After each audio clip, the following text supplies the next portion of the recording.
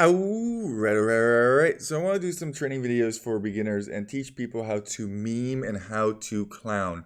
So what better to do than to show you a build order? It's time to clown. So the first thing that we're going to do is we're going to queue up additional villagers. We are going to grab our sheeparoonies. We're going to task our villagers to the sheep. This is a standard castle age with castle build. Now with Franks you can actually pull this off with 24 pop, but I'm going to show you the 26 pop version to indicate how most civilizations do it. Obviously civ bonuses, eco bonuses and stuff like that can be very useful in getting a faster castle out, and 24 is possible with Frank. So we're going to start with deer, but we're going to show you the standard 26, and this works with every civilization except with maybe Malay. Have a nice day. And look at that, pushing in deer. If you don't push in the deer there, that's okay. I always have a safety sheep ready. Then we're going to move our 3 onto wood. Now once again, we need to force drop whenever we are close to not having the food. I don't think it's a big deal if you kill your deer early. Some of you might disagree, but I don't. I just kill that stuff. Like, there is no shame in it. A controversial thing that I do, or I think is somewhat controversial, is I do not go for any farms. I just go 4 on wood, and I don't construct any farms. And the reason I don't construct any farms, force drop off, keep pushing deer, is because I push in my deer, and because you have enough food to have the resource keys. Now we need to figure out where our berries are. We don't know where our berries are, so we're going to put onto food. If you don't know where a particular resource is, just remember, food. We have found it now. We also need to remember to keep constructing houses, so we're going to drop down a house. And once again, there's no perfect time. If you've forgotten to drop a house, just drop a house. Do it. To it, my friend. We're going to try and not have 17 different animals dead underneath our TC. And then we're going to go for house keys. Now, with Franks, this is particularly nice, as Franks collect berries faster. But every civilization will get you to the point where you need to be if you go 26 pop and up a room. And there we go, we got the food required. Now we're going to go on to sheep, and you know what, we want some high collection food rates here, so we're going to go for boar next. Personally, I like to get 4 on 2 berries as quickly as possible. 4 on berries makes it so that the food is collected relatively efficiently. Once you go over that number, then it's going to be less and less efficient. We gotta keep watch that we don't get ourselves without any pop. And that, ooh, I was gonna say, if we could not kill that sheep, that would have been wonderful, and we didn't. Woo-wee! Make sure that we're not getting housed. If you want, you can actually just drop down 2 houses, then we will surely not get housed. And once again, it's just a matter of food. I do not see my next Borio yet, so remember the resources that you do have. You have 2 boars, and you have a whole bunch of sheep, 8, and then you have deer as well, which can be on arena either 3 or 4. If you're 4, that's golden for you. If you're not, that's not great. It's always better to have more. Did we already lure an additional boar? No. Look at this. This always happens. This is why I have big boars on. Or you can go for an HK mod, and I think that works relatively nicely. Now, I make the build order relatively simple. I keep it simple for myself so that I can always remember what I need to do. What do I mean by that? I could, for example, put villagers on gold, but I'm not going to. And the reason I am not going to is because I want to make one switch to gold, and that's it for myself. Another thing that we could be doing at this time is we could be looking where our opponent is so that we can actually drop that castle forward. This strategy works specifically well with Spanish. I personally don't like that meme. I know I don't like a meme, it's crazy. But I just think Conk and Donk is so one-dimensional. You just get a whole bunch of conquistadors and go from there.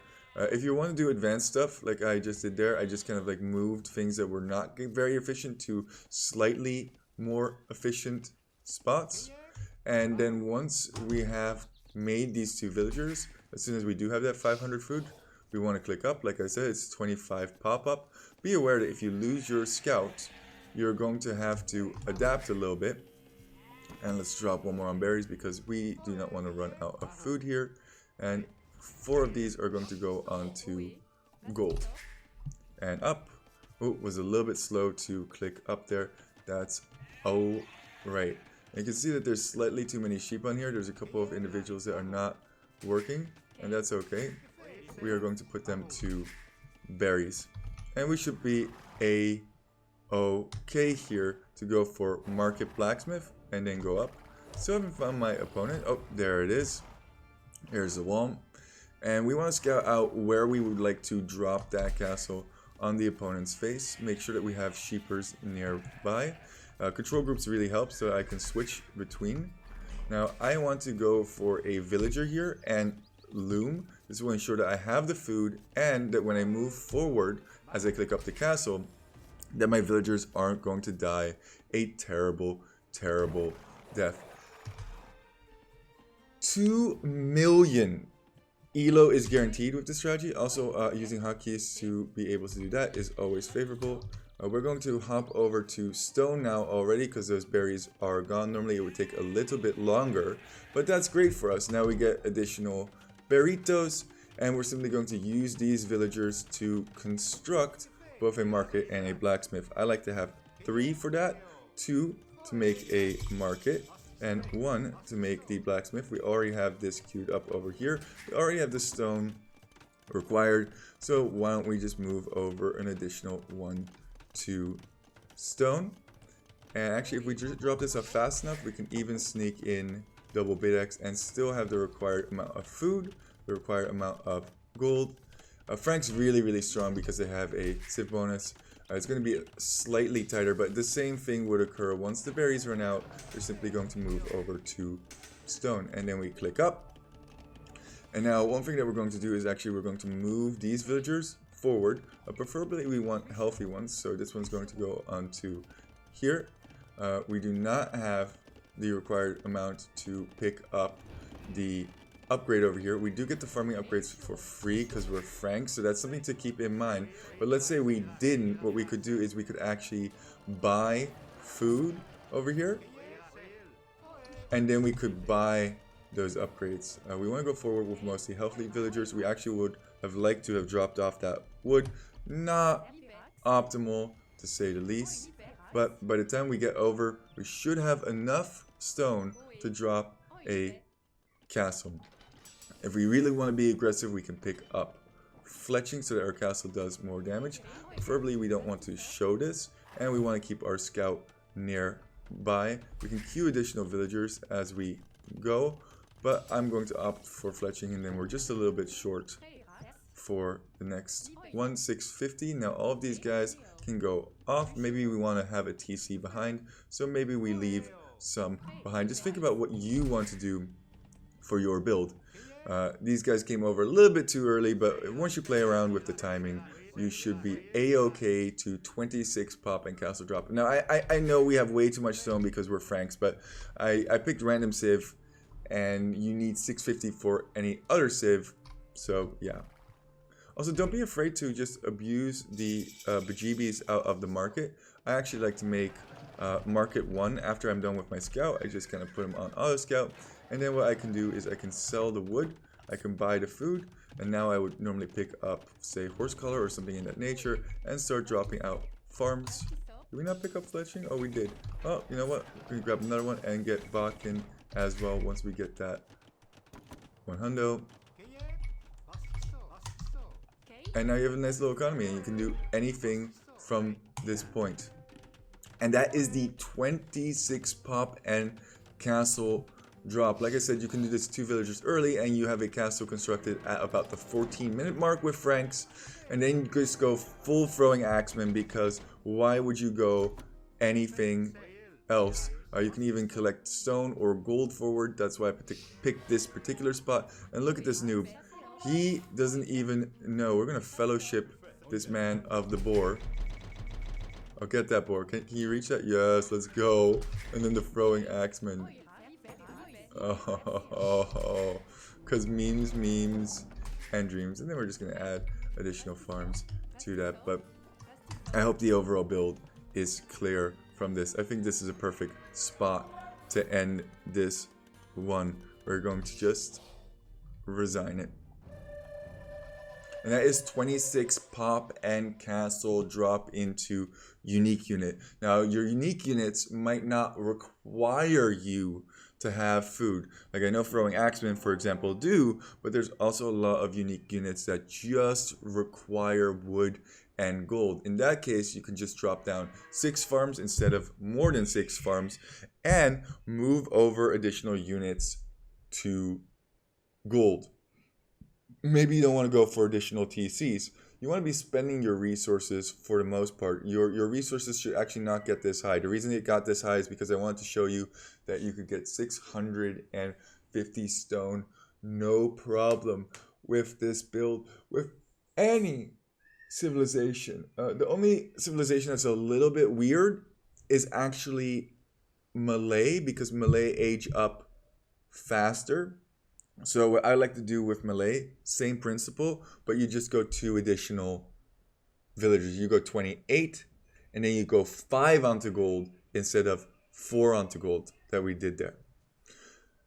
Memes, and dreams. I really hope this helps you out, and if it is useful, please give me some feedback on what you would like to see next. If you'd like to see a build order, if you'd like to see villager fighting micro, if you would like to see any, I don't know, hotkeys, tricks, hotkey training videos. What would be useful to you to improve your gameplay? Another thing that I think is really useful is simply watching your games back. I think not often enough do we watch our games back and think about what could we have done better in particular situations. What could I see at certain points? What was I struggling with? What was I doing? Yada yada blah blah. Maybe if at this point I hadn't sent one to, oh, do I always have a villager queued?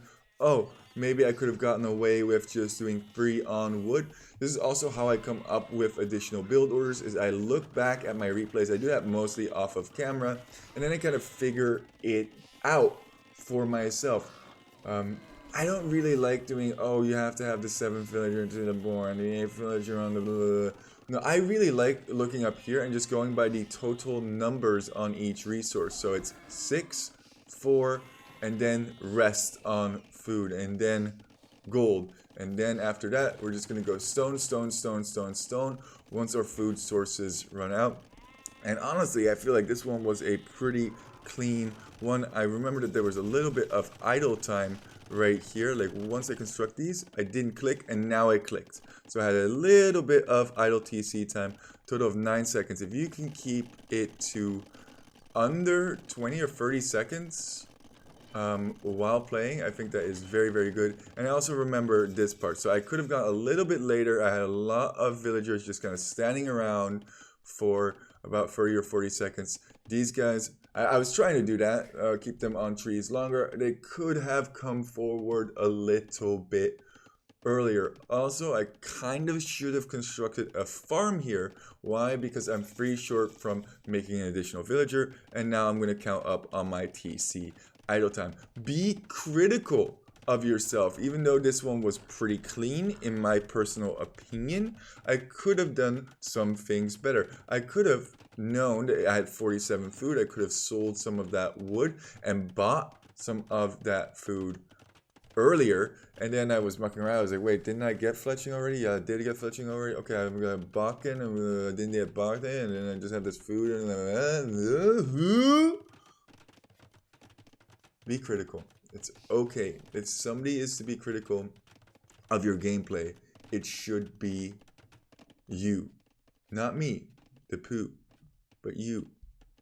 Because you deserve to play better. 2,000 elo guaranteed. I remember when I first learned this build, my whole world was open. And by whole world, I mean it was still very limited because I could only really create unique units from castles. But there's so many civs and so many unique units that you can play around with. And people don't know how to play arena and clown around and have some fun. This allows you to clown around, have some fun, and try out every single unique unit, no problemo. And so some of the civs that you're playing with and do a 26 pop castle and drop, you're going to realize, wait a second, I have a lot more resources than I thought I did due to their eco bonuses. Italians is a great example. Another great example would be, I'm trying to think of who has a pretty powerful eco bonus. Mayans are pretty okay as well, you know. Britons with the sheep. TC dropping is cheaper. Whatever, I'm getting into too many details. Let's keep this video short. Memes, and dreams. Poop Lord. Out and keep on walking.